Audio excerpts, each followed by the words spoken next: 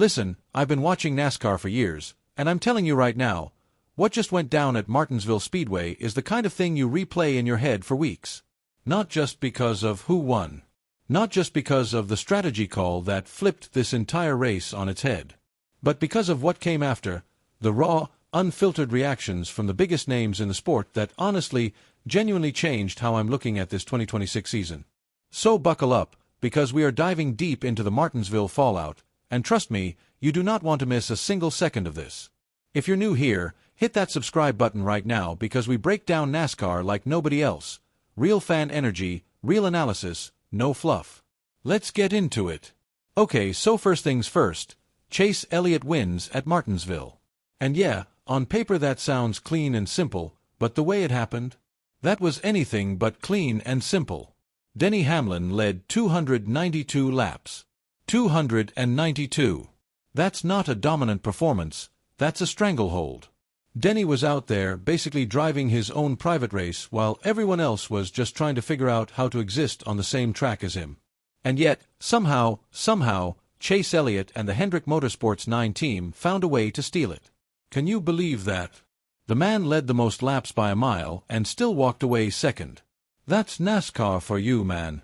You can be the best car all day and still lose, and that's exactly what makes this sport so wildly addicting. So here's where it gets really interesting. The crew chief call. Alan Gustafson, and I want to say this clearly, made one of the gutsier pit strategy decisions we've seen in a while. Chase was stuck around the 10th spot. Traffic at Martinsville is brutal, passing is a nightmare, and they were kind of just floating there in no man's land. So Gustafson makes the call to pit early. And when Chase pitted early, it knocked a bunch of other guys into early pit stops too, and suddenly the whole chessboard flipped. A caution came out not long after, and just like that, Chase had track position. From 10th to the lead. That's the swing. That's the moment. And when you hear Gustafson talk about it, you can feel just how calculated but also how gutsy it was. He said they were mathematically close between splitting the run or stopping it early, and he just felt it was worth the shot. That's the kind of instinct you can't teach, man. That's a crew chief who trusts his read of the race, pulls the trigger, and delivers. Now Denny Hamlin, to his absolute credit, was nothing but classy after the race. He said there wasn't much he could have done differently. He mentioned that he had a rough restart, got boxed in beside the one car, and just couldn't recover from it. He also said he thought he might have had a loose wheel late in the race, something his team was checking out. But look, here's the thing about Denny, he's been here before. He's had races get away from him, and he knows it. He literally said this is one of those races that gets away from you in a career, and that quote honestly hit different. Because this wasn't just any race for Denny. He was dominant. He was in complete control. And it still slipped through his fingers. How does that sit with you? I mean, personally, watching it happen in real time was one of the most intense finishes I've seen at this track. And speaking of intense, let's talk about Ryan Blaney for a second, because Blaney's day was going really well until it wasn't. He was running in the top 3, genuinely looked like he had a shot, and then there was restart contact. He got into the fence off the rear bumper of Denny Hamlin, and that changed everything. He said the car got a little tighter after that, possibly knocked the toe out, and his pace just wasn't the same. He still managed 6th place, and he said it was honestly one of the better spring race efforts they've had in a couple years, which tells you something about where this 12 team is heading. But man, imagine if that restart doesn't happen.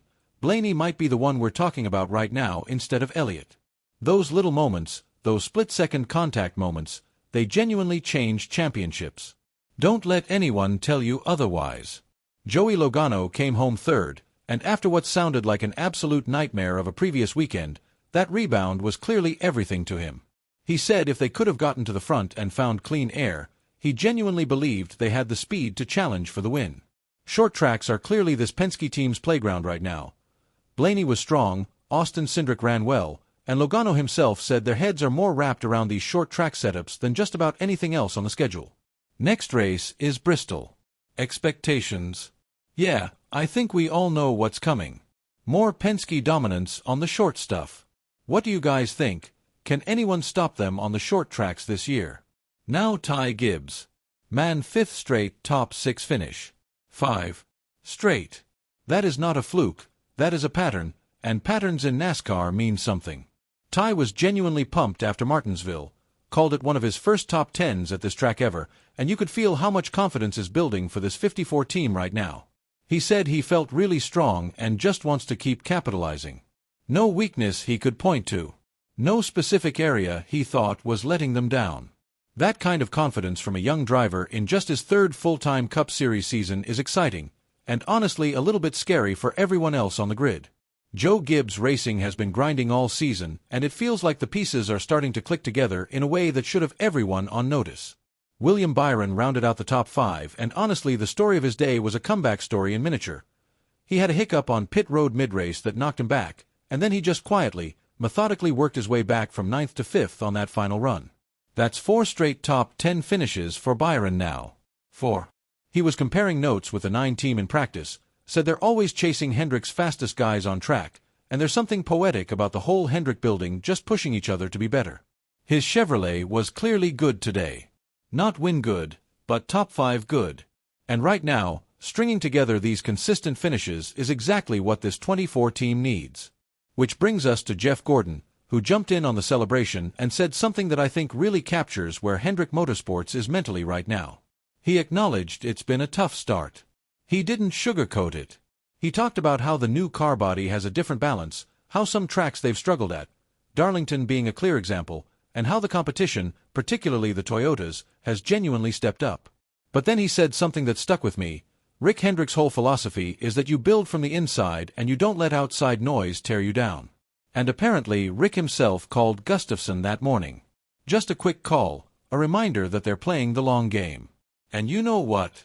When the boss calls and you go out and win that same day, that's a story. That's momentum. That's the kind of thing that can turn a season around completely. And the man of the hour, Chase Elliott, calm as ever on the outside, genuinely electric on the inside. He didn't even know until some fans told him during an autograph session that morning that this exact race, 11 years ago to the day, was his very first career start. And he won it. 11 years later. Same track. Think about that for a second. That's not just a win. That's a full circle moment. He talked about how much of that final run was about not repeating old mistakes, the times he'd fade late, the times he'd lose runs he should have held, and just applying 11 years of lessons in those last few laps. He said the team deserved this. Said they put up with him weekly and they really earned it. And honestly, hard to argue with that. Here's the bottom line. Martinsville 2026 just gave us everything. Drama, strategy, dominant cars losing, underdogs surging, 5-race win streaks in the making, and a champion reminding everyone why he's the most popular driver in NASCAR. Bristol is next, and if short tracks bring the intensity like this, we are absolutely in for something wild. Drop a comment below. Who do you think takes Bristol? Team Penske? Hendrick again? Or does someone completely unexpected crash the party? I want to know your predictions. Like this video if you're as hyped as I am, subscribe if you're not already, and I'll see you at Bristol. Let's go.